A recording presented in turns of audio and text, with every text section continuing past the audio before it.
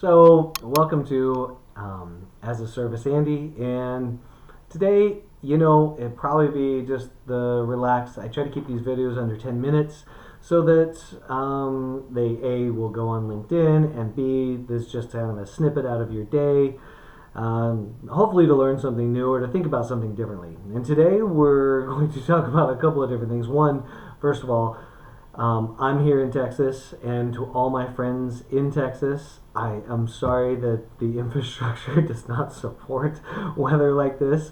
I just feel for each and every one of you, for those who are without power, without water, and the food's going to be bare for the next little bit.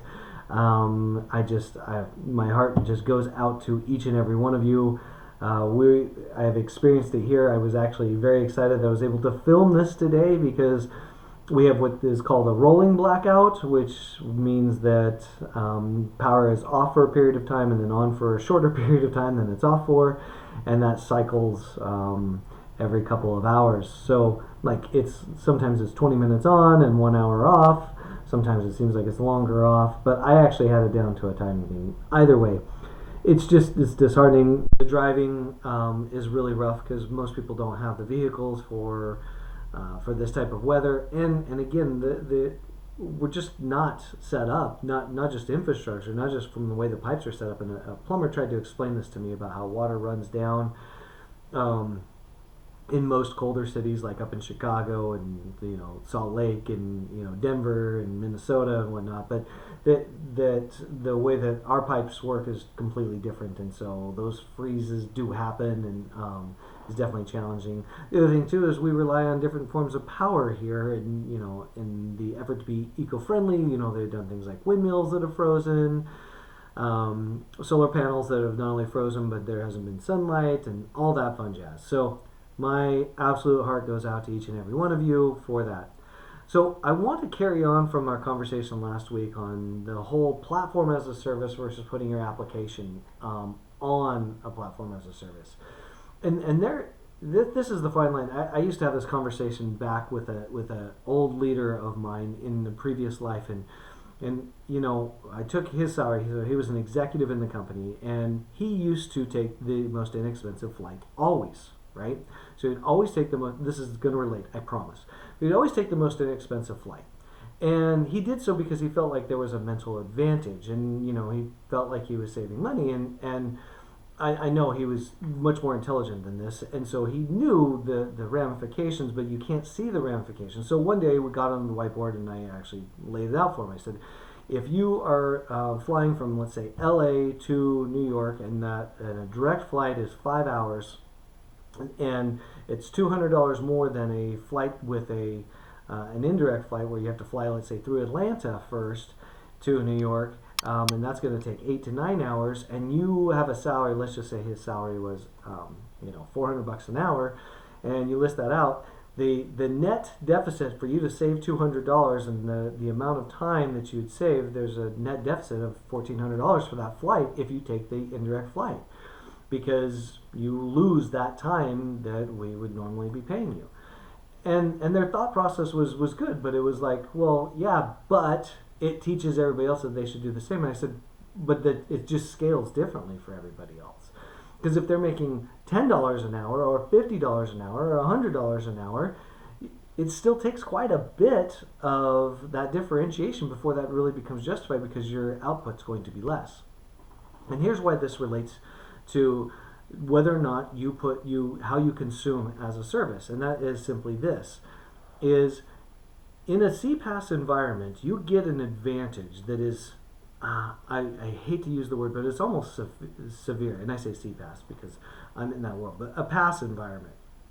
And so if you have a platform as a service that has your connectors, let's say it has your gateways, it has all your outer edge stuff, and really you're just doing your software on there, and there's stuff that you can leverage on it, then that is different than just having someone host your software, and you still have to build all those components. Meaning, sometimes that all-in-one solution, even though it looks more expensive from a monthly recurring, once I add up all the components of all the other items that I have to integrate with, or other pieces of software that I have to put on that from an as a service or a hosted or even the platform as a service. And this is why it's important to evaluate different types of platform as a service, because they're not all built equally, right? So some of them just, you get processing speed and you get power and you get RAM and you maybe get connectivity, right?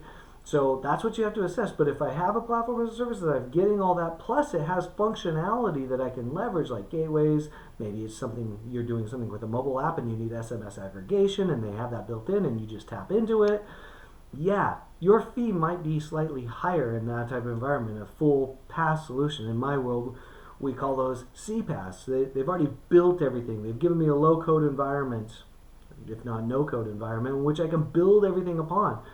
But I don't have to bring anything else in. I don't have to bring in an additional vendor. I don't have to bring in additional software in order to make that all work. And so yes, my overall package might be higher in that regard, but I'm saving money. So if I do the whiteboard thing like I would do with our old executive who talked about traveling, what I end up with is when I total all these costs, they end up being higher than the total cost for something that might be all included. And that's something that you have to do. You just got to spend the time and think about it like that. Is, am I losing, opportunity costs? And by the way, if you build everything yourself and you just put it on a platform as a service, that's great. You have to support that now too. So now that's headcount that you have to factor into that overall cost, where your platform as a service that's providing more in their infrastructure might be doing that support for you. That is an evaluation point that you can take into consideration each time. But we're absolutely trained to just look at the cost, right? We just look at the cost and we go, okay, what's the cost? But they're not all equal. They're just not. And by the way, I'm following this, even in my career right now, and the way that I look at things is that there is an opportunity cost that gets lost, and so the total cost, it's not just even about ROI, what's my return on investment, it's about looking at what my total cost really is.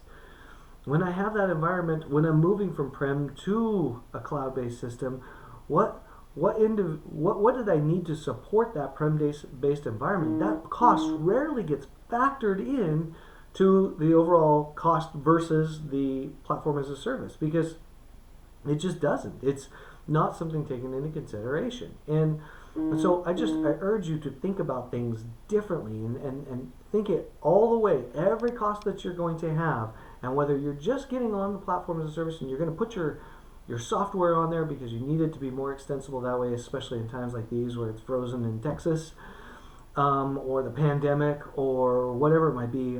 Although, by the way, as a service adoption rate since the pandemic went up, as a service rate because of things like the weather in Texas, will just continue to make that usage rise. It's just going to.